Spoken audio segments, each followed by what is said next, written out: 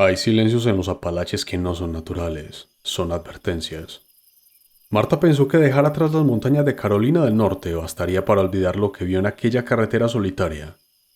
Pero el horror regional tiene una memoria implacable y un aroma a podredumbre que no conoce a distancias. Si alguna vez has sentido que el aire se vuelve denso y que los animales callan de golpe, cuidado, porque lo que acechó a Marta hace 10 años podría estar escuchando este podcast contigo ahora mismo. Prepárate para el horror final, porque en estas tierras, lo que te encuentra una vez, te reclama para siempre.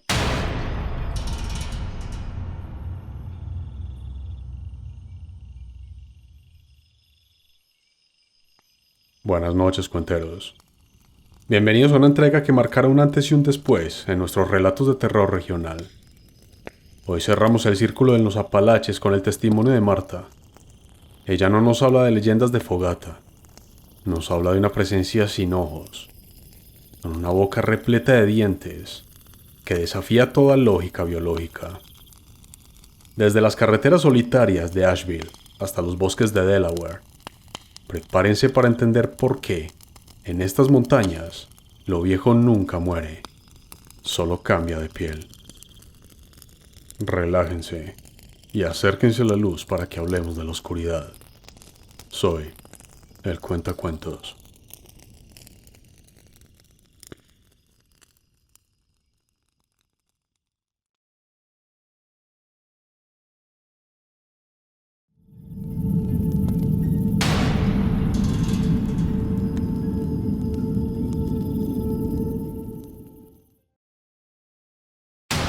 Terror en los Apalaches, cuarta parte, horror final.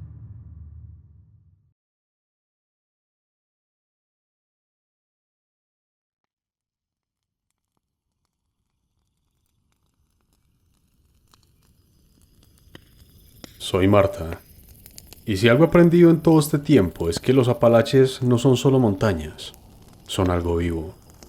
Algo que observa, que respira, que a veces te habla sin palabras. Después de todo lo que he contado, pensé que ya había visto lo peor. Pero lo que viví aquella vez en Carolina del Norte me demostró que el miedo tiene raíces más profundas de lo que uno imagina. Crecí en los Apalaches del Sur, en el oeste de Carolina del Norte, a unos 30 minutos de Asheville. Esas colinas cubiertas de niebla y eternas sombras son de las formaciones más antiguas del mundo. Dicen que sus piedras llevan ahí más de 1.000 millones de años, antes de que existieran los animales terrestres. Y cuando algo ha estado tanto tiempo sobre la Tierra, guarda dentro de sí cosas que no deberían despertar jamás. A lo largo de los años escuché hablar de las anomalías de las montañas, luces flotando sobre los cerros, sonidos imposibles en mitad de la noche, sombras que caminan donde no hay nadie.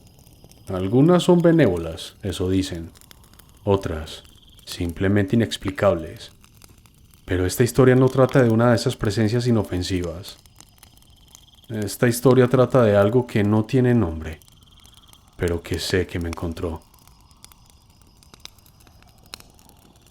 Hace ya unos 10 años, estaba estudiando mecánica automotriz en la escuela nocturna de A.B. Tech. Entraba a clases a las 2 de la tarde y salía casi a las 11 de la noche. Siempre tomaba la misma ruta, en mi vieja camioneta Dodge del 73. A veces me daba por variar el camino, pero esa noche solo quería llegar a casa. Tomé la I-40, la autopista principal, y me fui derecho. Era un jueves cualquiera. No había tráfico, no había música, solo el sonido monótono del motor. Pensaba en el día siguiente, en salir temprano a caminar por el bosque, ver el amanecer, sentir el aire frío del valle. Pero algo cambió apenas tomé la salida hacia el camino que llevaba a la casa de mis padres. El aire se volvió pesado. La noche, más oscura de lo normal. Los grillos, los búhos, los coyotes. Todo el bosque se había quedado en silencio. No era normal. La sensación me golpeó en el pecho, como si el aire se hubiera vuelto denso, imposible de respirar. Nunca había sentido ansiedad en mi vida, Pero en ese momento, mi cuerpo me decía que algo andaba muy mal. Me detuve unos segundos. La gasolinera que quedaba justo al lado del desvío estaba completamente apagada. Siempre tenía las luces encendidas, las 24 horas. Pero esa noche nada. Pensé que sería un corte de energía. Quise creer eso. Seguí manejando despacio, apenas tocando el acelerador. Miré el cielo, esperando ver las estrellas. Nada, ni una sola. Solo una luna pálida, detrás de nubes inmóviles, como si el cielo mismo estuviera conteniendo la respiración. Doblé una curva cerrada, luego otra. A la derecha, el viejo granero. Siempre pasaba por ahí y pensaba en lo mucho que había resistido el paso de los años, los inviernos, los rayos, las tormentas. Pero esa noche, mientras miraba ese granero, por una fracción de segundo, algo cruzó frente a mí. Un perro, o eso pensé. Grande, delgado, con un movimiento torpe. Frené con todas mis fuerzas. El chirrido de los neumáticos llenó el aire y los postes de madera que llevaba en la caja rebotaron con un golpe seco. El olor a caucho quemado se mezcló con algo más. Un olor podrido, nauseabundo, que me revolvió el estómago. Era carne descompuesta. Suspiré un poco, tratando de calmarme. Pensé que debía avisar a los vecinos que había atropellado a su perro. Así que puse la marcha atrás y miré por el espejo retrovisor. Y ahí fue cuando lo vi. El perro, o lo que fuera, se estaba levantando. No tenía 4 patas ya, solo tenía 2. Su silueta se elevaba detrás de mi camioneta, y cuando logré enfocarlo con la luz, el corazón me dio un vuelco. Era enorme, al menos 3 metros de altura. Su piel colgaba suelta, grisácea, como si se estuviera desprendiendo del cuerpo.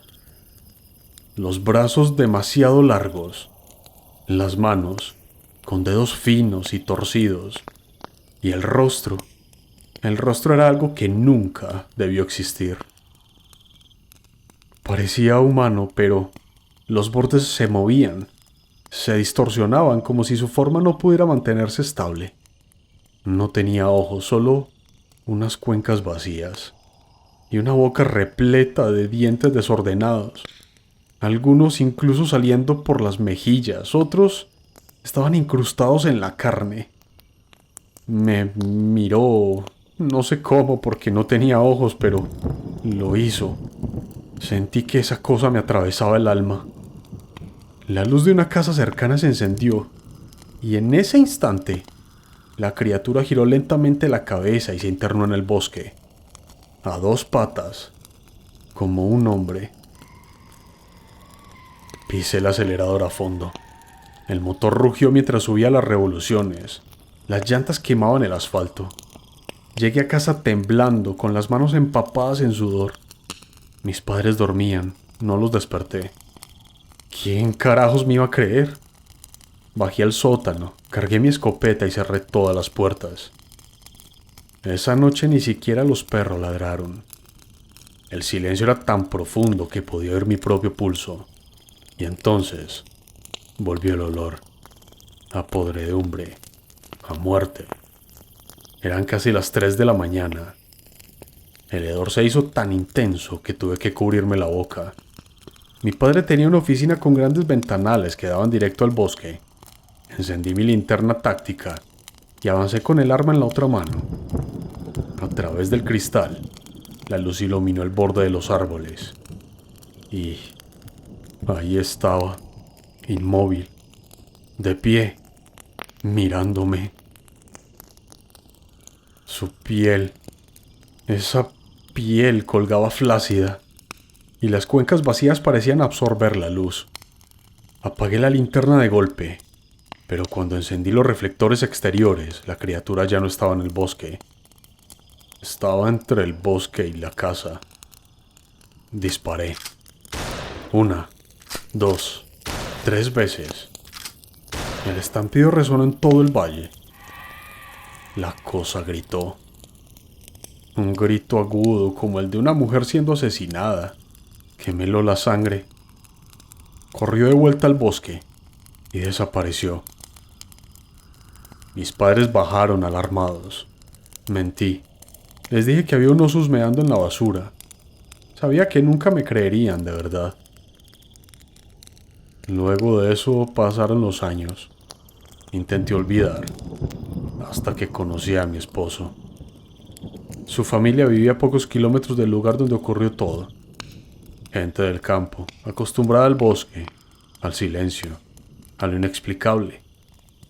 Una noche mientras íbamos a revisar las viejas perreras del terreno, sentí el mismo escalofrío que aquella vez, el mismo aire pesado, el mismo silencio.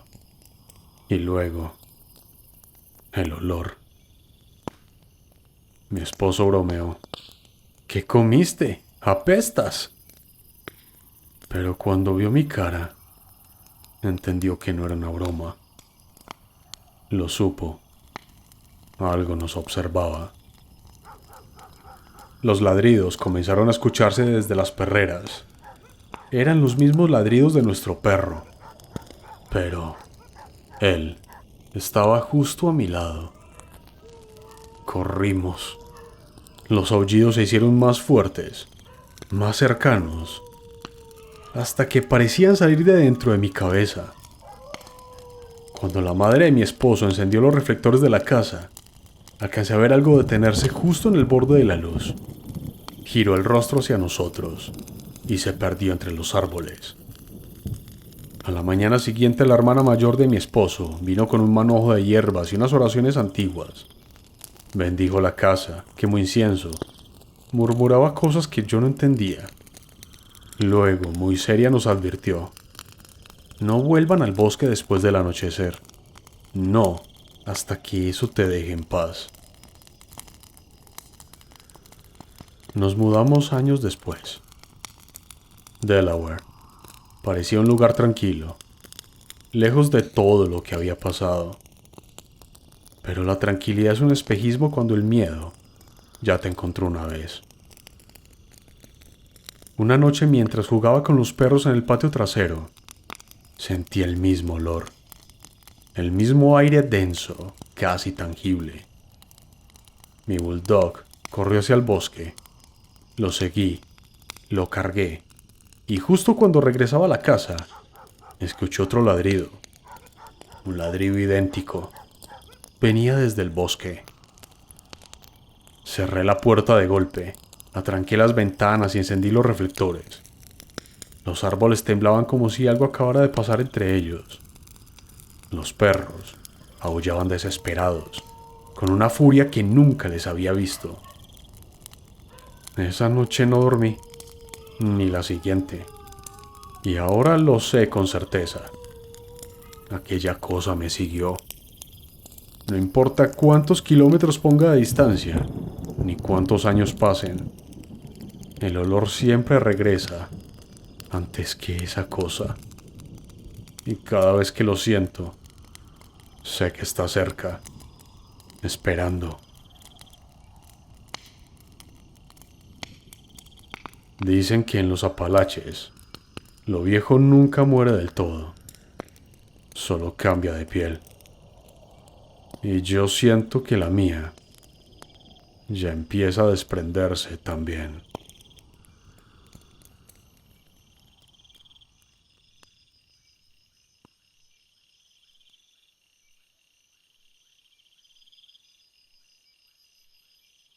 Marta logró mudarse, pero el miedo no conoce fronteras.